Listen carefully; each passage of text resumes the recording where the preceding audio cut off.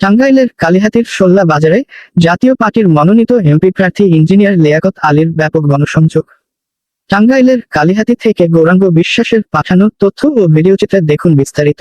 টাঙ্গাইলের কালিহাতীর ব্যস্ত রাজপথ থেকে শুরু করে নীরব গ্রামপথ, সবখানেই এখন নির্বাচনী আমেজের নতুন প্রাণচাঞ্চল্য। টাঙ্গাইল ৪ কালিহাতী আসনে জাতীয় পার্টির মনোনীত প্রার্থী ইঞ্জিনিয়ার মোহাম্মদ লিয়াকত আলী দিনরাত ছুটে চলেছেন মানুষের দোরগোড়ায়, পৌঁছে দিচ্ছেন উন্নয়ন, মানবিকতা ও আস্থার বার্তা। এরই ধারাবাহিকতায় আজ শনিবার 25 জানুয়ারি সকালে তিনি উপজেলার শোল্লা বাজারে ব্যাপক গণসংযোগ করেন। গণসংযোগকালে বাজারের ব্যবসায়ী, সাধারণ মানুষ ও পথচারীদের সঙ্গে কুশল বিনিময় করেন এবং তাদের সমস্যা ও প্রত্যাশার কথা মনোযোগ দিয়ে শোনেন। এ সময় তার সঙ্গে উপস্থিত ছিলেন কালিহাতী উপজেলা জাতীয় পার্টির আহ্বায়ক আব্দুল রাজ্জাক, সদস্য সচিব এখলাস মণ্ডল, যুগ্ম আহ্বায়ক ফজল মোল্লা, যুগ্ম আহ্বায়ক মীর শহীদুল ইসলাম শহীদ, যুগ্ম আহ্বায়ক জুলহাস উদ্দিন, কালাম মিলিটারি, নারান্দিয়া ইউনিয়ন জাতীয় পার্টির সভাপতি সহ দলটির বিভিন্ন স্তরের নেতাকর্মীরা। ভোটারদের সঙ্গে মতবিনিময়কালে ইঞ্জিনিয়ার লিয়াকত আলী একটি আধুনিক, উন্নত ও সম্ভাবনাময় কালিহাতী গড়ার রূপরেখা তুলে ধরেন। তিনি বলেন, আমি নির্বাচিত হলে কালিহাতীতে একটি আধুনিক বিশ্ববিদ্যালয় স্থাপন, শিক্ষা প্রতিষ্ঠানে শিক্ষার মানোন্নয়ন, টেকসই সড়ক যোগাযোগ ব্যবস্থা গড়ে তোলা এবং যমুনা নদীর ভাঙন রোধে স্থায়ী ও কার্যকর উদ্যোগ গ্রহণ করব। আমি কথা দিতে নয়, কথা রাখতে রাজনীতিতে এসেছি।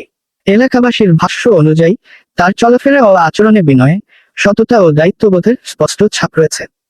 একজন মানবিক ও নিষ্ঠাবান নেতৃত্ব হিসেবে ইতিমধ্যে তিনি সাধারণ মানুষের মনে জায়গা করে নিয়েছেন। গণসংযোগের প্রতিটি মুহূর্তে মানুষের চোখে মুখে ফুটে ওঠে প্রত্যাশার আলো। এই মানুষটি যদি কথা রাখেন, তবে বদলে যেতে পারে কালিহাতীর ভাগ্য। এই বিশ্বাস থেকেই দিন দিন আরো বেশি মানুষ লাঙ্গল প্রতীকে ভোট দিয়ে ইঞ্জিনিয়ার মোহাম্মদ লিয়াকত আলীর হাত শক্ত করার অঙ্গীকার করেছেন একটি উন্নত, নিরাপদ ও মর্যাদাপূর্ণ কালিহাতী গড়ার। ঠিক আছে, তাহলে আমি পাঠালাম ম্যাডাম। হ্যাঁ, সবাইকে চা দেন। হ্যাঁ, চা পান যে যা খান। হ্যাঁ, তখন সবাই আমি একটু খরচা দিয়ে দিচ্ছি। কয়টা দিলাম ছেড়ে দেবো। আমার বলতে পারছে না, বলতে পারতে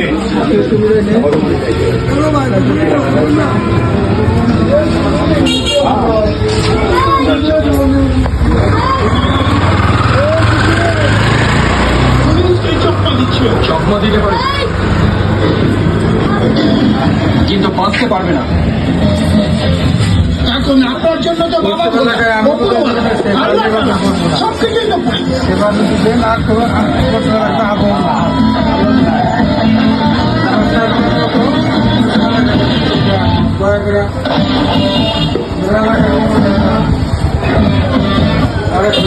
খালি আরে বুঝে হেনে বয়ে থাকে নাকি খাই রে এমন তোর সরাই ইনকোয়ারি না করে সরাসরি জবাব না চেয়ে আমাদের পেছনে লেগেছো তোমরা। আমরা সরকার চালাচ্ছি, তুমি জানো তো আমাদের কাছে চালাকি চলবে না।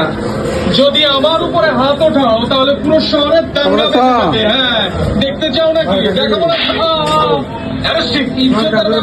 তোমাকে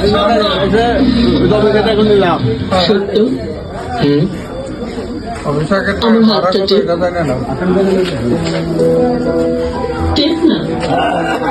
কি ব্যাপার মা?